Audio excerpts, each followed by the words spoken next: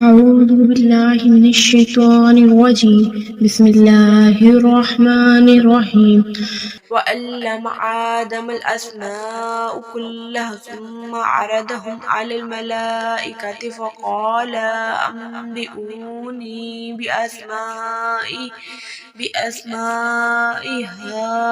هؤلاء إن كنتم صادقين۔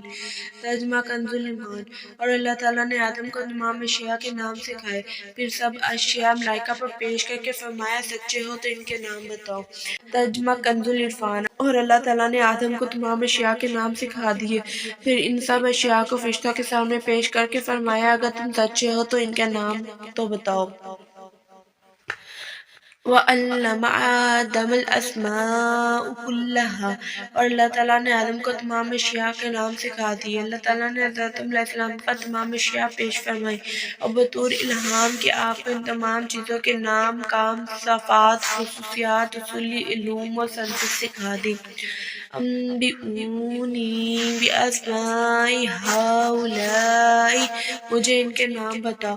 تمام چیزیں فرشتوں کے سامنے پیش کر کے ان سے فرمایا گیا کہ اگر تم اپنے اس حال میں سچے ہو تو تم سے زیادہ علم والی کوئی مخلوق نہیں، خلافت کے تم ہی مستحق ہو تو ان چیزوں کے نام بتاؤ۔ کیونکہ خلیفہ کا کام ہے اختیار استعمال کرنا، کاموں کی تدبیر کرنا، عدل و انصاف قائم کرنا ہے، اور یہ بغیر اس کے ممکن نہیں کہ خلیفہ کو ان تمام چیزوں کا علم ہو جس سے اسے اختیار دیا گیا ہے، جن کا اسے فیصلہ کرنا ہے۔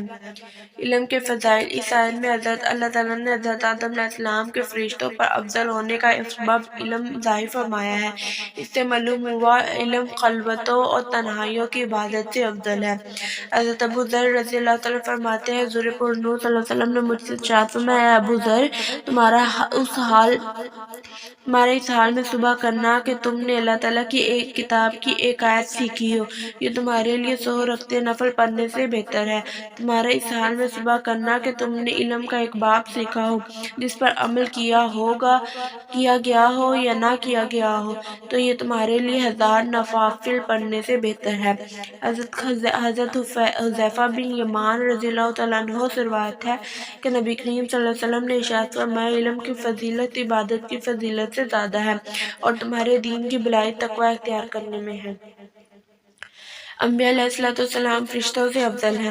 واقعہ حضرت آدم علیہ السلام سے یہ بھی معلوم ہوا کہ انبیاء علیہ السلام فرشتوں سے افضل ہیں، اور یہ عقیدہ کئی دلائل سے ثابت ہے۔ ان میں سے 6 دلائل درج ذیل ہیں۔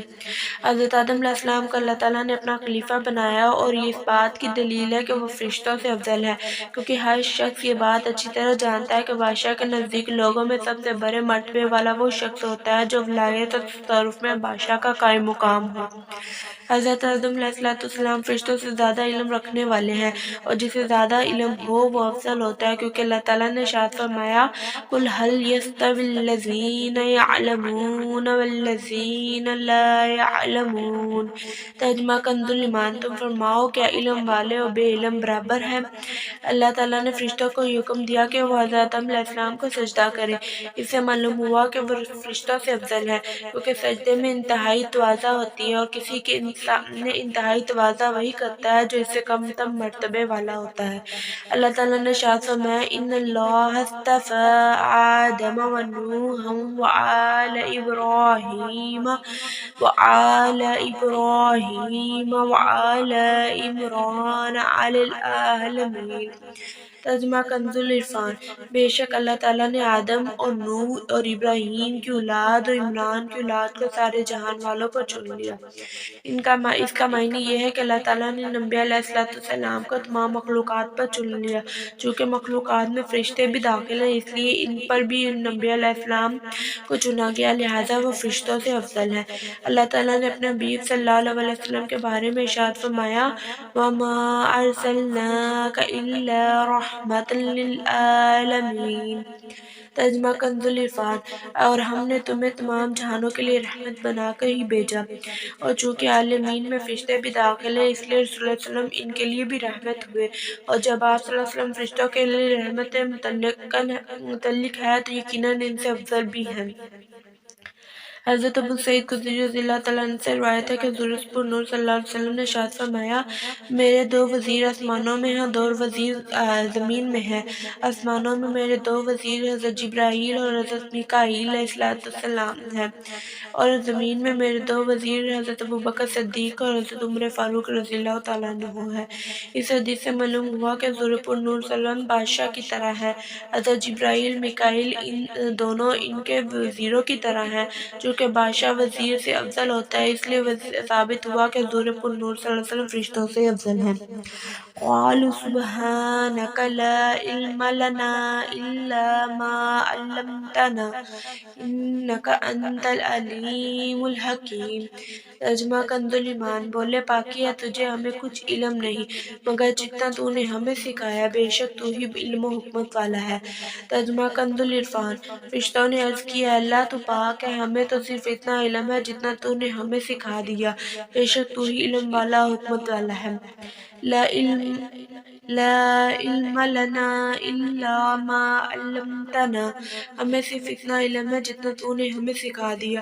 حضرت آدم علیہ السلام کے علمی فضل و کمال کو دیکھ کر فرشتوں نے بارگاہ الہی میں اپنے عجز کا اعتراف کیا اور اس بات کا اظہار کیا کہ ان کا سوال اعتراض کرنے کے لیے نہ تھا بلکہ حکمت معلوم کرنے کے لیے تھا۔ اب انہیں انسان کی فضیلت، ان کی پیدائش کی حکمت معلوم ہو گئی جس کو وہ پہلے نہ جانتے تھے۔ اس آیت سے انسان کی شرافت اور علم کی فضیلت ثابت ہوتی ہے، اور یہ بھی کہ اللہ تعالیٰ کی طرف سے تعلیم کی نسبت کرنا صحیح ہے، اگرچہ اس کو معلم نہ کہا جائے کیونکہ معلم پیشہ وار تعلیم دینے والے کو کہتے ہیں۔ قال يا آدم أنبئهم بأسمائهم فلما أنبأهم بأسمائهم قال ألم أقل لكم إني أعلم غيب السماوات والأرض وأعلم ما تبدون وما كنتم تكتمون۔ ترجمہ کنز ایمان، فرمایا اے آدم بتا دے انہیں سب اشیاء کے نام۔ جب آدم نے انہیں سب کے نام بتا دیے، فرمایا میں نہ کہتا تھا کہ میں جانتا ہوں آسمانوں اور زمینوں کی سب چھپی چیزیں، اور میں جانتا ہوں جو کچھ تم ظاہر کرتے ہو، جو کچھ تم چھپاتے ہو۔ ترجمہ کنز العرفان، اور پھر اللہ نے فرمایا اے آدم تم انہیں ان سب اشیاء کے نام بتا دو۔ تو جب آدم نے انہیں تمام اشیاء کے نام بتا دیے تو اللہ تعالیٰ نے فرمایا اے فرشتوں، کیا میں نے تمہیں نہ کہا تھا کہ میں آسمان اور زمین کی تمام چھپی چیزیں جانتا ہوں، اور میں جانتا ہوں جو کچھ تم ظاہر کرتے ہو اور جو کچھ تم چھپاتے ہو۔ اعلم ما تبدون وما کنتم تکتمون، میں تمہاری ظاہری و پوشیدہ باتوں کو جانتا ہوں۔ فرشتوں نے جو بات ظاہر کی تھی وہ یہ تھی کہ انسان فساد انگیزی و خون ریزی کرے گا، اور جو بات چھپائی تھی وہ یہ تھی کہ خلافت کے مستحق وہ خود ہیں۔ اللہ تعالیٰ ان سے زیادہ علم و فضل والی کوئی مخلوق پیدا نہ فرمائے گا۔ اس آیت سے یہ بھی معلوم ہوا کہ فرشتوں کے علوم و کمالات میں زیادتی ہوتی ہے۔ وَإِذْ قُلْنَا لِلْمَلَائِكَةِ اسْجُدُوا لِآدَمَ فسجدوا إلا إبليس أبى واستكبر وكان من الكافرين۔ ترجمہ کنز ایمان، اور یاد کرو جب ہم نے فرشتوں کو حکم دیا کہ آدم کو سجدہ کرو تو سب نے سجدہ کیا سوائے ابلیس کے، منکر ہوا اور غرور کیا اور کافر ہو گیا۔ ترجمہ کنز العرفان، یاد کرو جب ہم نے فرشتوں کو حکم دیا کہ آدم کو سجدہ کرو تو ابلیس کے علاوہ سب نے سجدہ کیا، اس نے انکار کیا اور تکبر کیا اور کافر ہو گیا۔ اسجدوا لآدم، آدم کو سجدہ کرو۔ اللہ تعالیٰ نے حضرت آدم علیہ السلام کو تمام موجودات کا نمونہ اور عالم روحانی جسمانی کا مجموعہ بنایا، فرشتوں کے لیے حصول کمالات کا وسیلہ بنایا، تو انہیں حکم دی فرمایا کہ آدم علیہ السلام کو سجدہ کریں، کیونکہ اس میں حضرت آدم علیہ السلام کی فضیلت کا اعتراف ہے اور اپنا معقول اتجعل فیہا کی معذرت بھی ہے۔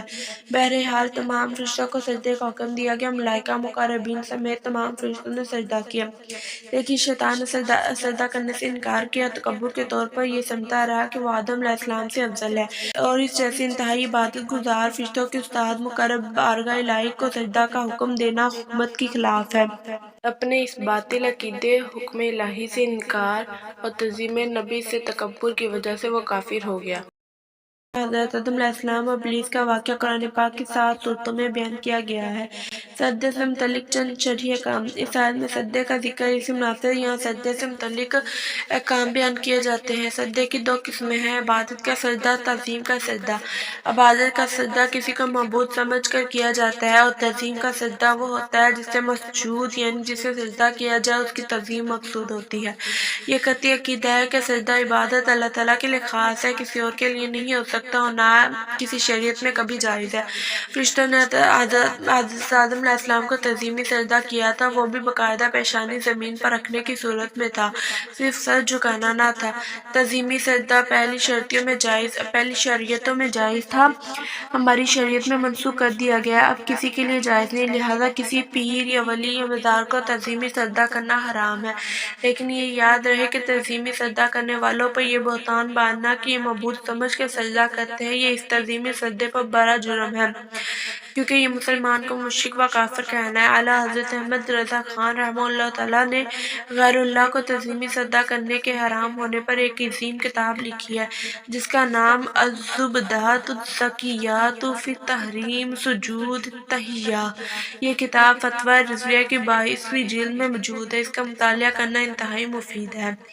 تکبر کی مذمت۔ اس واقعے سے معلوم ہوا کہ تکبر ایسا خطرناک عمل ہے کہ بعض اوقات بندے کو کفر تک پہنچا دیتا ہے، اس لیے ہر مسلمان کو چاہیے کہ وہ تکبر کرنے سے بچے۔ حضرت عبداللہ بن مسعود رضی اللہ تعالیٰ عنہ سے روایت ہے، حضور پرنور صلی اللہ علیہ وسلم نے ارشاد فرمایا، تکبر حق کی مخالفت کرنے اور لوگوں کو حقیر جاننے کا نام ہے۔ حضرت عبداللہ بن مسعود رضی اللہ تعالیٰ عنہ سے روایت ہے کہ حضور اقدس صلی اللہ علیہ وسلم نے ارشاد فرمایا، تکبر سے بچتے رہو، کیونکہ اسی تکبر نے شیطان کو اس بات پر ابھارا تھا کہ وہ حضرت آدم علیہ السلام کو سجدہ نہ کرے۔ حضرت سلمہ بن اکوع رضی اللہ تعالیٰ عنہ سے روایت ہے، حضور اقدس صلی اللہ علیہ وسلم نے ارشاد فرمایا، آدمی دوسرے لوگوں کے مقابلے میں اپنی ذات کو بلند سمجھتا رہتا ہے، یہاں تک کہ اسے تکبر کرنے والوں میں لکھ دیا جاتا ہے، پھر اسے وہی عذاب پہنچے گا جو تکبر کرنے والوں کو پہنچتا ہے۔ وَقُلْنَا يَا آدَمُ اسْكُنْ أَنْتَ وَزَوْجُكَ الْجَنَّةَ وَكُلَا مِنْهَا رَغَدًا حَيْثُ شِئْتُمَا وَلَا تَقْرَبَا هَٰذِهِ الشَّجَرَةَ فَتَكُونَا مِنَ الظَّالِمِينَ فَأَزَلَّهُمَا الشَّيْطَانُ عَنْهَا فَأَخْرَجَهُمَا مِمَّا كَانَا فِيهِ فَقُلْنَا اهْبِطُوا بَعْضُكُمْ لِبَعْضٍ عَدُوٌّ وَلَكُمْ فِي الْأَرْضِ مُسْتَقَرٌّ وَمَتَاعٌ إِلَىٰ حِینٍ۔ ترجمہ کنز ایمان۔ اور ہم نے فرمایا، آدم تو تیری بیوی جنت میں رہو اور کھاؤ اس میں بے روک ٹوک جہاں تمہارا جی چاہے، مگر اس پیڑ کے پاس نہ جانا، حد سے بڑھنے والوں میں ہو جاؤ گے۔ تو شیطان نے جنت سے انہیں لغزش دی اور جہاں رہتے تھے وہاں سے انہیں الگ کر دیا، اور ہم نے فرمایا، نیچے اترو، آپس میں ایک تمہارا دوسرے کا دشمن، تمہیں ایک وقت تک زمین میں ٹھہرنا برتنا ہے۔ ترجمہ کنز العرفان۔ ہم نے فرمایا، آدم تم اور تمہاری بیوی جنت میں رہو بغیر روک ٹوک کے جہاں تمہارا جی چاہے کھاؤ، البتہ اس درخت کے قریب نہ جانا ورنہ حد سے بڑھنے والوں میں سے ہو جاؤ گے۔ تو شیطان نے ان دونوں کو جنت سے لغزش دی اور پس انہیں وہاں سے نکلوا دیا جہاں وہ رہتے تھے۔ ہم نے فرمایا، تم نیچے اتر جاؤ، تم ایک دوسرے کے دشمن بنو گے اور تمہارے لیے ایک خاص وقت تک زمین میں ٹھکانا اور زندگی گزارنے کا سامان ہے۔ یا آدم اسکن انت وزوجک الجنہ، اے آدم تم اور تمہاری بیوی جنت میں رہو۔ یہاں سے حضرت آدم علیہ السلام اور ابلیس کا واقعہ بیان کیا گیا، اس کا خلاصہ درج ذیل ہے۔ حضرت آدم علیہ السلام اور ابلیس کے واقعے کا خلاصہ۔ حضرت آدم علیہ السلام کو سجدہ نہ کرنے کی وجہ سے شیطان مردود ہوا تھا، لہٰذا وہ حضرت آدم علیہ السلام کو نقصان پہنچانے کی طاق میں رہا۔ اللہ تعالیٰ نے حضرت آدم علیہ السلام اور حضرت حوا رضی اللہ تعالیٰ عنہ سے فرمایا کہ جنت میں رہو، جہاں دل کرے بے روک ٹوک جاؤ، البتہ اس درخت کے قریب نہ جانا۔ شیطان نے انہیں وسوسہ ڈالا، کہنے لگا، تمہیں تمہارے رب عز و جل نے اس درخت سے اس لیے منع فرمایا ہے کہ کہیں تم فرشتے نہ بن جاؤ یا تم ہمیشہ زندہ رہنے والے نہ بن منظور۔ اور اس کے ساتھ شیطان نے قسم کھا کر کہا میں تم دونوں کا خیر خواہ ہوں۔ اس پر انہیں خیال ہوا کہ اللہ پاک کی جھوٹی قسم کون کھا سکتا ہے۔ اس خیال سے حضرت حوا نے اس میں سے کچھ کھایا، پھر حضرت آدم علیہ السلام کو دیا تو انہوں نے بھی کھا لیا۔ یہ خیال کیا کہ اللہ تعالیٰ کی ممانعت تحریمی نہ تھی بلکہ تنزیہی یعنی حرام قرار دینے کے لیے نہ تھی، بلکہ ایک ناپسندیدگی کا اظہار تھا۔ یہاں حضرت آدم علیہ السلام سے اجتہاد میں خطا ہوئی اور خطا اجتہادی گناہ نہیں ہوتی، چنانچہ شیطان کے دھوکے کی وجہ سے انہوں نے اس ممنوع درخت کا پھل کھا لیا، اور پھل کھاتے ہی ان کے پردے کے مقام بے پردہ ہو گئے اور وہ اسے چھپانے لگے، ان پر پتے ڈالنے لگے۔ اس وقت اللہ تعالیٰ نے فرمایا کہ میں نے تمہیں اس درخت سے منع نہیں کیا تھا، اور میں نے تم سے یہ نہیں فرمایا تھا کہ شیطان تمہارا کھلا دشمن ہے۔ اس کے بعد حکم الہی ہوا کہ تمہیں زمین پر اتر جاؤ، اب تمہاری اولاد آپس میں ایک دوسرے کی دشمن ہوگی اور تم ایک خاص وقت تک زمین میں رہو گے۔ زمین پر تشریف آوری کے بعد حضرت آدم علیہ السلام ایک عرصے تک اپنی لغزش کی معافی مانگتے رہے، حتیٰ کہ آپ کو اللہ تعالیٰ کی طرف سے چند کلمات سکھائے گئے۔ پھر آپ علیہ السلام نے ان کلمات کے ساتھ توبہ معافی کی درخواست کی تو وہ قبول ہو گئی۔ ایک اور اہم مسئلہ، یہاں ایک مسئلہ یاد رکھنا چاہیے کیونکہ آج کل بے باکی کا دور ہے اور جس کا جو چیز رہتا ہے بول دیتا ہے، یہاں تک کہ مذہبی معاملات میں ہم عقائد میں بھی زبان کی بے احتیاطیاں شمار سے باہر ہیں۔ ان میں سب سے زیادہ بے باکی جس مسئلے میں دیکھنے میں آتی ہے وہ حضرت آدم علیہ السلام کا جتنی ممنوع درخت سے پھل کھانا ہے۔ اعلیٰ حضرت امام احمد رضا خان رحمہ اللہ فرماتے ہیں کہ غیر تلاوت میں اپنی طرف سے حضرت آدم علیہ السلام کی طرف سے نافرمانی گناہی کی نسبت حرام ہے۔ ائمہ دین نے اس کی تصریح فرمائی، بلکہ ایک جماعت علماء نے اسے کفر بتایا ہے۔ لہٰذا اپنے ایمان و قبر آخرت پر ترس کھاتے ہوئے ان معاملات میں خاص طور پر اپنی زبان پر قابو رکھیں۔ وَلَا تَقْرَبَا اور قریب نہ جانا، اس آیت میں ممانعت درخت کا پھل کھانے کی تھی، لیکن اس کے لیے فرمایا کہ قریب نہ جانا۔ اس طرز خطاب سے علماء نے یہ مسئلہ نکالا ہے کہ اصل فعل کے ارتکاب سے بچانے کے لیے اس کے قریب جانے سے بھی روکنا چاہیے۔ جیسے بچے کی سیڑھیوں سے گرنے کا اندیشہ ہوتا ہے تو اسے سیڑھیوں پر کھڑا ہونے سے منع نہیں کرتے بلکہ سیڑھیوں کے قریب بھی نہیں جانے دیتے۔ اسی طرح بھی سو کاموں میں علماء کرام اس اندیشے سے منع فرماتے ہیں کہ کوئی فعل بذات خود منع نہیں ہوتا، لیکن اگر لوگ اس کے قریب جائیں گے تو ممنوع کا ارتکاب کر بیٹھیں گے، جیسا عورتوں کو قبرستان جانے سے منع کرنے کی حکمت یہی ہے۔ اس سے پیر مشایخ کے فعل کا استدلال ہو سکتا ہے کہ وہ مریدوں کی تربیت کے لیے بعض اوقات کسی جائز کام سے روک بھی دیتے ہیں کیونکہ وہ جائز کام کسی برائی تک پہنچنے کا ذریعہ ہو سکتا ہے۔ فَتَكُونَ مِنَ الظَّالِمِينَ ورنہ تم زیادتی کرنے والوں سے ہو جاؤ گے۔ ظلم کا معنی ہے کسی شے کو اس کی اپنی جگہ کے علاوہ کسی اور جگہ پر رکھنا۔ یہاں آیت میں ظلم خلاف اولیٰ کے معنی میں ہے۔ انبیاء کرام علیہ السلام کو ظالم کہنے کا حکم۔ یاد رہے کہ انبیاء علیہ السلام کو ظالم کہنا گستاخی اور توہین ہے۔ جو انبیاء علیہ السلام کو ظالم کہے وہ کافر ہے۔ اللہ تعالیٰ مالک و مولا ہے، وہ اپنے مقبول بندوں کے بارے میں جو چاہے فرمائے، کسی دوسرے کی کیا مجال کہ وہ انبیاء علیہ السلام سے متعلق کوئی خلاف ادب کلمہ زبان پر لائے اور اللہ تعالیٰ کے اس طرح کے خطبات کو اپنی جرأت و بےباکی کی دلیل بنائے۔ اس بات کو یوں سمجھے کہ بادشاہ کے ماں باپ بادشاہ کو ڈانٹے اور یہ دیکھ کر شاہی محل کا جمیندار بھی بادشاہ کو انہیں الفاظ میں ڈانٹنے لگے تو اس احمق کا کیا انجام ہوگا۔ ہمیں تو انبیاء علیہ السلام و محبوبان خدا کی تعظیم و توقیر، ادب اطاعت کا حکم دیا گیا ہے اور یہی ہم پر لازم ہے۔ انبیاء علیہ السلام کی عصمت کا بیان، اور یہ بھی یاد رہے کہ انبیاء علیہ السلام معصوم ہوتے ہیں اور ان سے کوئی گناہ سرزد نہیں ہوتا۔ ان کے معصوم ہونے پر 20 دلائل ہیں، یہاں پر صرف 3 دلائل درج کیے گئے ہیں۔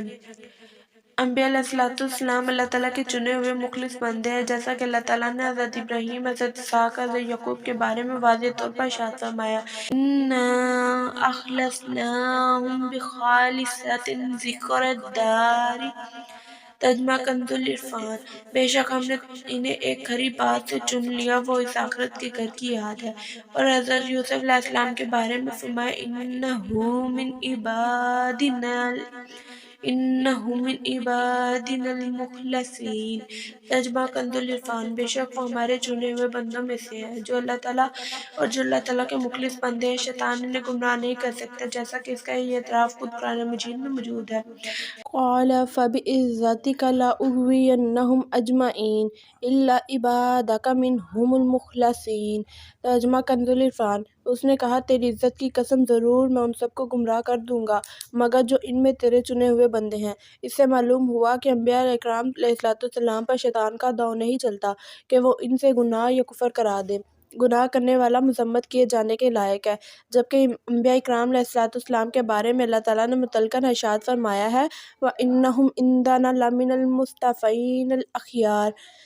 ترجمہ کنز العرفان، اور بے شک وہ ہمارے بہترین چنے ہوئے بندوں میں سے ہے۔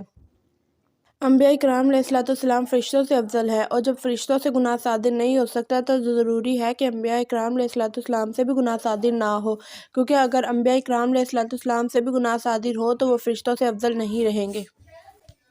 فَتَلَقَّىٰ آدَمُ مِن رَّبِّهِ كَلِمَاتٍ فَتَابَ عَلَيْهِ إِنَّهُ هُوَ التَّوَّابُ الرَّحِيمُ۔ ترجمہ کنز الایمان، پھر سیکھ لیا آدم نے اپنے رب سے کچھ کلمے تو اللہ نے اس کی توبہ قبول کی، بے شک وہی ہے بہت توبہ قبول کرنے والا مہربان۔ ترجمہ کنز العرفان، پھر آدم نے اپنے رب سے کچھ کلمات سیکھ لیے تو اللہ نے اس کی توبہ قبول کی، بے شک وہی بہت توبہ قبول کرنے والا بڑا مہربان ہے۔ فَتَلَقَّىٰ آدَمُ مِن رَّبِّهِ كَلِمَاتٍ، پھر آدم نے اپنے رب سے کچھ کلمات سیکھ لیے۔ حضرت آدم علیہ السلام نے اپنی دعا میں یہ کلمات عرض کیے رَبَّنَا ظَلَمْنَا أَنفُسَنَا وَإِن لَّمْ تَغْفِرْ لَنَا وَتَرْحَمْنَا لَنَكُونَنَّ مِنَ الْخَاسِرِينَ۔ اے ہمارے رب، ہم نے اپنی جانوں پر زیادتی کی، اور اگر تو نے ہماری مغفرت نہ فرمائی اور ہم پر رحم نہ فرمایا تو ضرور ہم نقصان والوں میں سے ہو جائیں گے۔ اور اس کے بعد یہ روایت بھی ہے جو حضرت عمر فاروق رضی اللہ تعالیٰ عنہ سے مروی ہے، نبی کریم صلی اللہ علیہ وسلم نے ارشاد فرمایا جب حضرت آدم علیہ السلام سے اجتہادی خطا ہوئی تو عرصہ دراز تک حیران و پریشان رہنے کے بعد انہوں نے بارگاہ الہی میں عرض کی اے میرے رب عز و جل، مجھے محمد صلی اللہ علیہ وسلم کے صدقے میں معاف فرما دے۔ اللہ تعالیٰ نے فرمایا آدم، تم نے محمد صلی اللہ علیہ وسلم کو کیسے پہچانا حالانکہ ابھی تو میں نے اسے پیدا بھی نہیں کیا۔ حضرت آدم علیہ السلام نے عرض کیا اللہ عز و جل، جب تو نے مجھے پیدا کر کے میری اندر روح ڈالی اور میں نے اپنے سر کو اٹھایا تو میں نے عرش کے پاؤں پر لا الہ الا اللہ محمد رسول اللہ لکھا پایا، تو میں نے جان لیا کہ تو نے اپنے نام کے ساتھ اس کا نام ملایا ہے جو تجھے تمام مخلوق میں سب سے زیادہ محبوب ہے۔ اللہ تعالیٰ نے فرمایا آدم، تو نے سچ کہا، بے شک وہ تمام مخلوق میں میری بارگاہ میں سب سے زیادہ محبوب ہے۔ تم اس کے وسیلے سے مجھ سے دعا کرو، میں تمہیں معاف کر دوں گا، اور اگر محمد صلی اللہ علیہ وسلم نہ ہوتے تو میں تمہیں پیدا نہ کرتا۔ بارگاہ الہی کے مقبول بندوں کے وسیلے سے دعا مانگنا جائز ہے۔ اس روایت سے یہ بھی ثابت ہے کہ مقبولان بارگاہ کے وسیلے سے بحق فلاح اور بجائے فلاح کے الفاظ سے دعا مانگنا جائز اور حضرت آدم علیہ السلام کی سنت ہے۔ یہ یاد رہے کہ اللہ تعالیٰ پر کسی کا حق واجب نہیں ہوتا، لیکن وہ اپنے مقبولوں کو اپنے فضل و کرم سے حق دیتا ہے، اور اسی فضل و کرم والے حق کے وسیلے سے دعا کی جاتی ہے۔ اس طرح کا حق صحیح حدیث سے ثابت ہے، جیسا کہ بخاری میں ہے من آمن باللہ وبرسولہ واقام الصلاۃ وصام رمضان کان حقا علی اللہ ان یدخلہ الجنہ۔ جو اللہ تعالیٰ اور اس کے رسول پر ایمان رکھتے ہیں، نماز قائم کرے اور رمضان کے روزے رکھے تو اللہ تعالیٰ پر حق ہے کہ انہیں جنت میں داخل کرے۔ توبہ کا مفہوم اور اس کے ارکان۔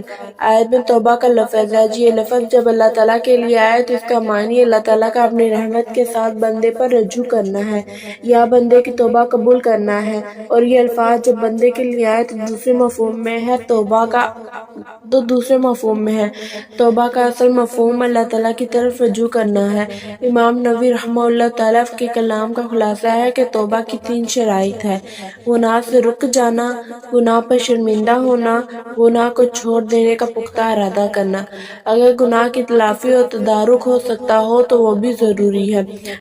جیسا کہ اگر کسی نے نمازیں چھوڑی ہوں تو اس کی توبہ کے لیے پچھلی نمازوں کی قضا پڑھنا بھی ضروری ہے۔ یوں ہی کسی نے دوسرے کا مال چوری کی یا غصب یا رشوت کے طور پر لیا تو توبہ کے لیے مال واپس کرنا بھی ضروری ہے۔ قُلْنَا اهْبِطُوا مِنْهَا جَمِيعًا فَإِمَّا يَأْتِيَنَّكُم مِّنِّي هُدًى فَمَن تَبِعَ هُدَايَ فَلَا خَوْفٌ عَلَيْهِمْ وَلَا هُمْ يَحْزَنُونَ وَالَّذِينَ كَفَرُوا وَكَذَّبُوا بِآيَاتِنَا أُولَٰئِكَ أَصْحَابُ النَّارِ هُمْ فِيهَا خَالِدُونَ۔ ترجمہ کنز ایمان۔ ہم نے فرمایا تم سب جنت سے اتر جاؤ، پھر اگر تمہارے پاس میری طرف سے کوئی ہدایت آئے تو جو میری ہدایت کا پیروا ہو اسے نہ کوئی اندیشہ ہو نہ کچھ غم، اور جو کفر کرے میری آیتیں جھٹلائے اور دوزخ والے ہیں ان کو ہمیشہ اس میں رہنا ہے۔ ترجمہ کنز عرفان۔ ہم نے فرمایا ہے کہ تم سب جنت سے اتر جاؤ، پھر اگر تمہارے پاس میری طرف سے کوئی ہدایت آئے تو جو میری ہدایت کی پیروی کرے گا انہیں نہ کوئی خوف ہوگا نہ وہ غمگین ہوں گے، اور وہ جو کفر کریں گے اور میری آیتوں کو جھٹلائیں گے وہ دوزخ والے ہوں گے، وہ ہمیشہ اس میں رہیں گے۔ فَمَن تَبِعَ هُدًى تو جو میری ہدایت کی پیروی کرے۔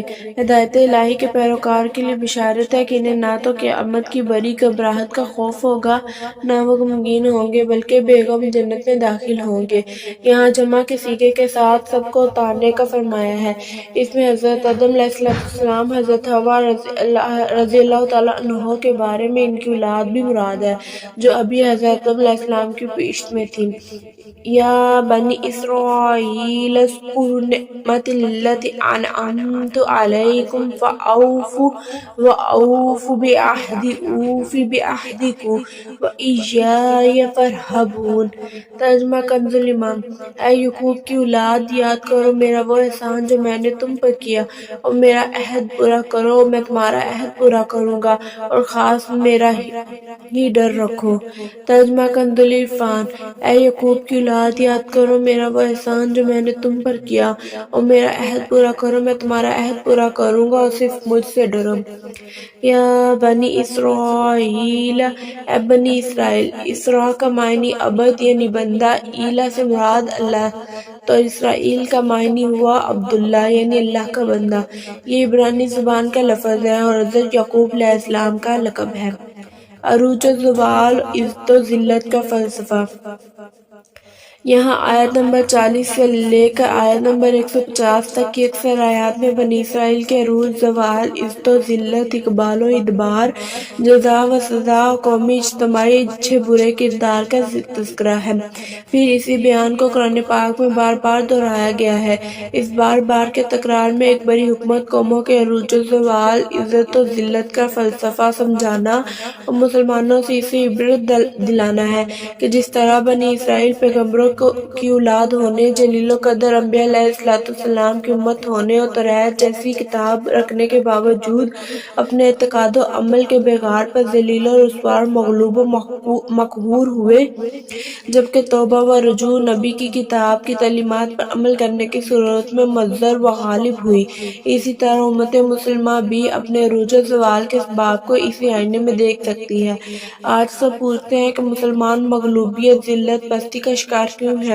قرآن پاک میں بیان کردہ بنی اسرائیل کا قومی اور اجتماعی کردار اور موجودہ دور کے مسلمانوں کا قومی اور اجتماعی کردار سامنے رکھ کر موازنہ کر لیں، خود ہی سمجھ آ جائے گا کہ اگر بنی اسرائیل کو کانٹے بونے پر کانٹے ملتے ہیں تو ہمیں کانٹے بونے کے بدلے آم کیوں ملیں گے۔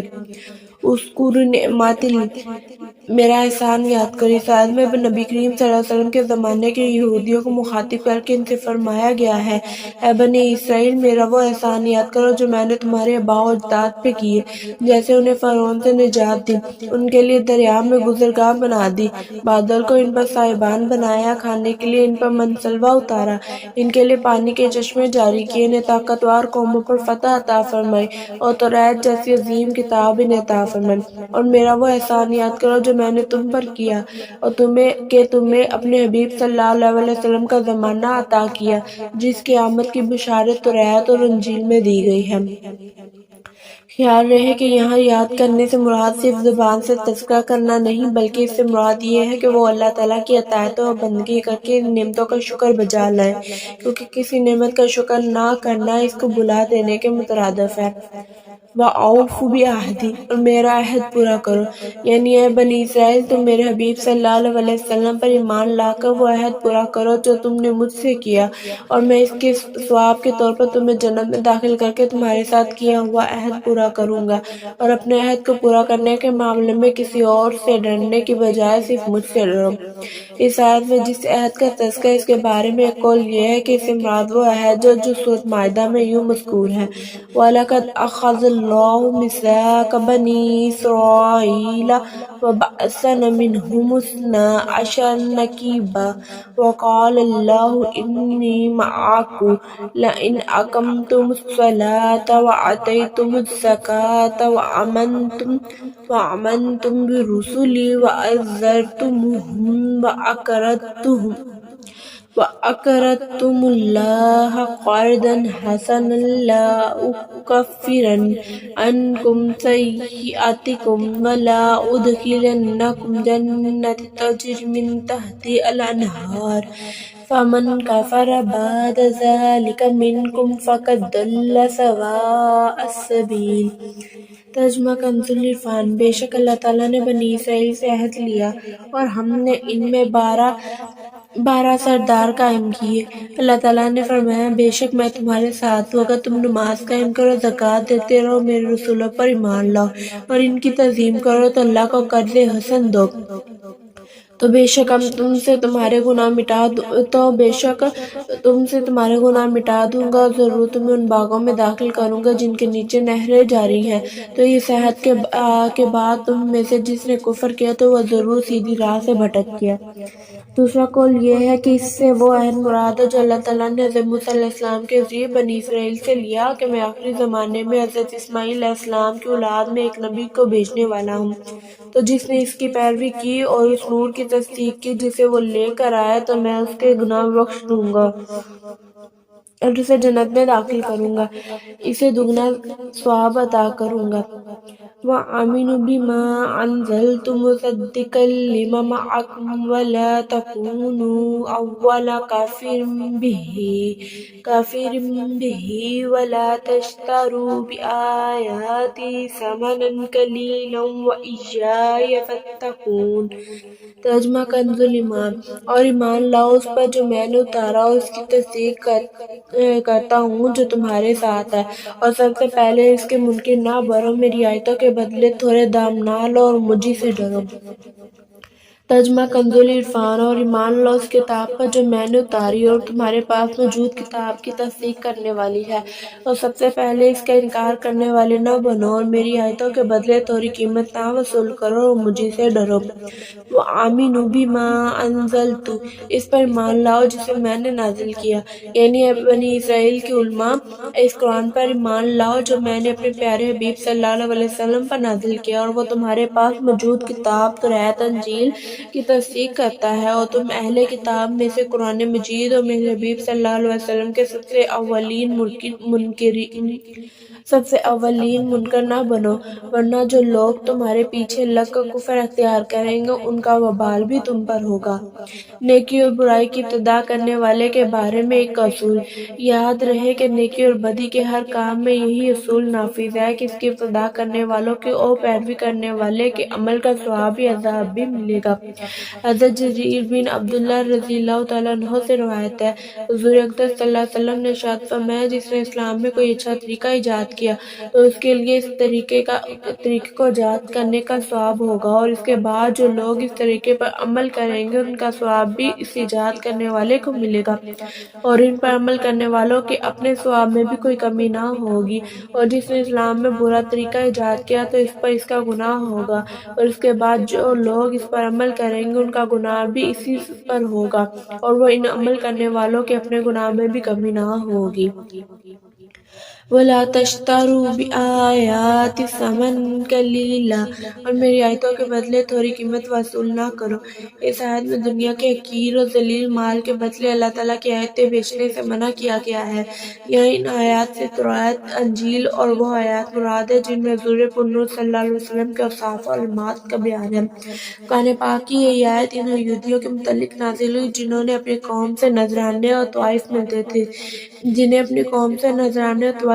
تھے انہیں ڈر تھا کہ اگر قوم کو معلوم ہو گیا کہ توراۃ میں محمد مصطفیٰ صلی اللہ علیہ وسلم کی یہ نشانیاں بیان کی گئی ہیں تو وہ ان سرداروں کو چھوڑ کر محمد مصطفیٰ صلی اللہ علیہ وسلم پر ایمان لے آئیں گے اور یوں ان کے نذرانے بند ہو جائیں گے۔ اسی کو فرمایا جا رہا ہے کہ دنیا کے قلیل مال کے بدلے اللہ تعالیٰ کی آیتیں بیچتے ہیں۔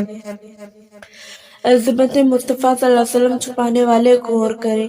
اس آیت اور اس کے بعد والی آیات سے معلوم ہوا کہ یہودی علماء اپنے باطل مفادات، نفسانی خواہشات اور جاہلانہ توہمات کی بنا پر اپنی کتابوں میں موجود ان آیات کو چھپاتے تھے جن میں نبی کریم صلی اللہ علیہ وسلم کی عظمت و شان اور ان کے اوصاف بیان کیے گئے ہیں، اور اگر کبھی کوئی آیت بیان بھی کی تو اس کے ساتھ باطل باتیں ملا کر بیان کرتے تھے۔ حالانکہ علماء کا منصب تو حق بات کا اعلان کرنا، حق اور باطل کو جدا کرنا، مالی ذاتی مفادات کو دین پر قربان کرنا اور دین کا محافظ بننا ہے۔ یہودیوں کے بیان کردہ طرز عمل اور علماء کے منصب کو سامنے رکھتے ہوئے ان لوگوں کو اپنی حالت پر غور کرنے کی حاجت ہے جن کا حضور پرنور صلی اللہ علیہ وسلم کی عظمت و شان بیان کرنے کے معاملے میں سلسلہ کہیں اور ہی جا کر ملتا ہے۔ وَلَا تَلْبِسُوا الْحَقَّ بِالْبَاطِلِ وَتَكْتُمُوا الْحَقَّ وَأَنْتُمْ تَعْلَمُونَ۔ ترجمہ کنز ایمان، اور حق سے باطل کو نہ ملاؤ اور دیدہ نستہ حق نہ چھپاؤ۔ ترجمہ کنز عرفان، اور حق کو باطل کے ساتھ نہ ملاؤ، جان بوجھ کر حق نہ چھپاؤ۔ وَلَا تَلْبِسُوا الْحَقَّ بِالْبَاطِلِ، اور حق کو باطل سے نہ ملاؤ۔ یہودی علماء نبی کریم صلی اللہ علیہ وسلم کی عظمت اور نبوت سے متعلق توراۃ کی آیتیں چھپاتے بھی تھے اور کبھی کچھ بیان کرتے تو ان کے ساتھ اپنی طرف سے کچھ باطل باتیں بھی ملا دیا کرتے تھے۔ مثلاً اپنے پیروکار سے کہتے کہ محمد صلی اللہ علیہ وسلم نبی تو ہیں لیکن ہمارے لیے نہیں بلکہ دوسرے لوگوں کے لیے ہے۔ یہودی علماء نے اس طرح کی کئی باتیں گڑھی ہوئی تھیں جن کے ذریعے وہ جان بوجھ کر حق چھپانے اور حق و باطل کو ملا کر دھوکہ دینے کے طریقے اختیار کیے ہوئے تھے۔ علامہ علی بن محمد خازن رحمہ اللہ تعالیٰ فرماتے ہیں اس آیت سے معلوم ہوا کہ ہر ایک کو چاہیے کہ وہ حق کو باطل سے نہ ملائے اور نہ ہی حق کو چھپائے کیونکہ اس میں فساد نقصان ہے، اور یہ بھی معلوم ہوا کہ حق بات جاننے والے پر اسے ظاہر کرنا واجب ہے اور حق بات کو چھپانا اس پر حرام ہے۔ وَأَقِیمُوا الصَّلَاةَ وَآتُوا الزَّکَاةَ وَارْکَعُوا مَعَ الرَّاکِعِینَ۔ ترجمہ کنز ایمان، اور نماز قائم رکھو، زکوٰۃ دو اور رکوع کرنے والوں کے ساتھ رکوع کرو۔ ترجمہ کنز عرفان، اور نماز قائم کرو، زکوٰۃ ادا کرو اور رکوع کرنے والوں کے ساتھ رکوع کرو۔ وَأَقِیمُوا الصَّلَاةَ، اور نماز قائم کرو۔ اس سے پہلی آیات میں یہودیوں کو ایمان لانے کا حکم دیا گیا ہے، پھر انہیں حق کو باطل کے ساتھ ملانے اور نبی کریم صلی اللہ علیہ وسلم کی نبوت کے دلائل چھپانے سے منع کیا گیا ہے۔ اب ان کے سامنے وہ شرعی احکام بیان کیے جا رہے ہیں جو ایمان قبول کرنے کے بعد ان پر لازم ہے۔ چنانچہ فرمایا گیا ہے، یہودیوں تم ایمان قبول کر کے مسلمانوں کی طرح 5 نمازیں ان کے حقوق اور شرائط کے ساتھ ادا کرو۔ جس طرح مسلمان اپنے مالوں کی زکوٰۃ ادا کرتے ہیں اسی طرح تم بھی اپنے مالوں کی زکوٰۃ دو اور میرے حبیب صلی اللہ علیہ وسلم اور ان کے صحابہ کے ساتھ باجماعت نماز ادا کرو۔ باجماعت نماز ادا کرنے کی اہمیت و فضائل۔ اس آیت میں جماعت کے ساتھ نماز ادا کرنے کی ترغیب بھی ہے، اور حدیث میں جماعت کے ساتھ نماز ادا کرنے کے کثیر فضائل بیان کیے گئے ہیں۔ چنانچہ حضرت عبداللہ بن عمر رضی اللہ تعالیٰ عنہ سے روایت ہے، نبی کریم صلی اللہ علیہ وسلم نے ارشاد فرمایا، جماعت کے ساتھ نماز پڑھنا تنہا نماز پڑھنے سے 27 درجہ زیادہ فضیلت رکھتا ہے۔ حضرت عثمان غنی رضی اللہ تعالیٰ عنہ کے غلام حضرت عمران رضی اللہ تعالیٰ عنہ سے روایت ہے، حضور اقدس صلی اللہ علیہ وسلم نے ارشاد فرمایا، جس نے کامل وضو کیا اور پھر وضو نماز کے لیے چلا اور امام کے ساتھ نماز پڑھی، اس کے گناہ بخش دیے جائیں گے۔ حضرت ابو ہریرہ رضی اللہ تعالیٰ عنہ سے روایت ہے، حضور پرنور صلی اللہ علیہ وسلم نے ارشاد فرمایا، جو اچھی طرح وضو کر کے مسجد کو جائے اور لوگوں کی اس حالت میں پائے کہ وہ نماز پڑھ چکے ہیں تو اللہ تعالیٰ اسے بھی جماعت سے نماز پڑھنے والوں کی مثل ثواب دے گا اور اس کے ثواب سے کچھ کم نہ ہوگا۔ حضرت ابو ہریرہ رضی اللہ تعالیٰ عنہ سے روایت ہے کہ رسول اللہ صلی اللہ علیہ وسلم نے ارشاد فرمایا، منافقین پر سب سے زیادہ باری عشاء اور فجر کی نماز ہے، اور وہ جانتے ہیں کہ اس میں کیا ہے تو گھسیٹتے ہوئے آتے ہیں، اور بے شک میں نے ارادہ کیا کہ نماز قائم کرنے کا حکم دوں، پھر کسی کا حکم فرماؤں کہ لوگوں کو نماز پڑھائے، اور میں اپنے ہمراہ کچھ لوگوں کو جن کے پاس لکڑیاں کے گٹھے ہوں ان کے پاس لے کر جاؤں جو نماز میں حاضر نہیں ہوتی، ان کے گھر ان پر آگ سے جلا دوں۔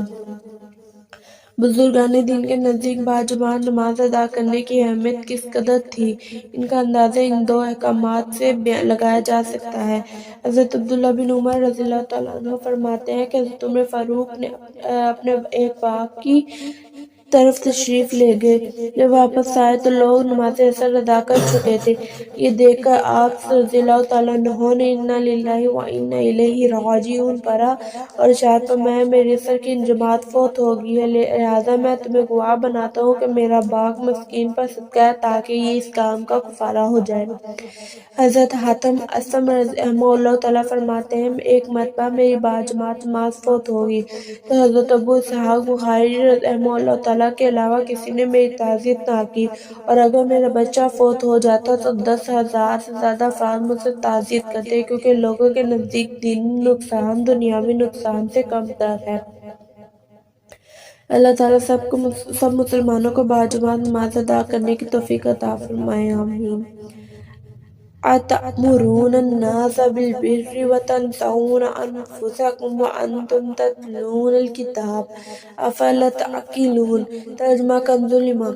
کیا لوگوں کو بھلائی کا حکم دیتے ہو اور اپنی جانوں کو بھولتے ہو، حالانکہ تم کتاب پڑھتے ہو، تو کیا تمہیں عقل نہیں؟ ترجمہ کنز العرفان۔ کیا تم لوگوں کو بھلائی کا حکم دیتے ہو اور اپنے آپ کو بھولتے ہو، حالانکہ تم کتاب پڑھتے ہو، تو کیا تمہیں عقل نہیں؟ أَتَأْمُرُونَ النَّاسَ بِالْبِرِّ۔ تم لوگوں کو نیکی کا حکم دیتے ہو۔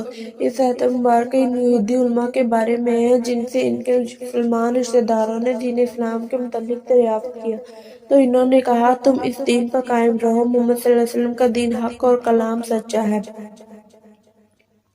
یہ ان یہودیوں کے حق میں نازل ہے جنہوں نے مشرکین عرب کو حضور اقدس صلی اللہ علیہ وسلم کے مبعوث ہونے کی خبر دی تھی، حضور پرنور صلی اللہ علیہ وسلم کی پیروی کرنے کی ہدایت کی تھی۔ پھر جب حضور صلی اللہ علیہ وسلم مبعوث ہوئے تو یہ ہدایت کرنے والے حسد سے خود کافر ہو گئے، تو انہیں فرمایا گیا ہے کہ لوگوں کو نیکی کا حکم دیتے ہو اور خود کو بھلاتے ہو۔